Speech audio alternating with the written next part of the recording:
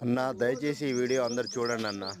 ఎందుకంటే ఏవేవో పనికిరాని యూట్యూబ్‌లో వీడియోలు చూస్తా ఉంటారు. దాని అర్థం పర్థం లేని వీడియోలు కూడా లైకులు కొడుతుంటారు. కానీ మా రైతులయి మాత్రం వీడియోలు ఎవరు చూడరు, లైక్ చేయరు, ఆదరణ అస్సలు లభించదు. మరి ఆ రైతులు ఏం పాపం చేసిరో తెలవదు గానీ, ప్రకృతి అట్నే రైతులను నష్టం చేస్తుంది. ప్రభుత్వాలు నష్టం చేస్తాయి. ప్రతి ఒక్కరు రైతునే నష్టం చేస్తారు గానీ, వాళ్ళ బాధలు, కష్టాలు చెప్పుకోవడానికి ఒక గొంతు చాటని నాకెవరు లేకపోతే ఒకటన్నా అందరికీ అన్నం కావాలి, అందరికీ ఇంటికి అన్నం కావాలి, ప్రతి ఒక్కటి కావాలి కానీ రైతుల బాధలు, రైతుల కష్టాల గురించి వాళ్ళు చేసే వెన్నుపోట్లు ఎవరికి అవసరం లేదన్న.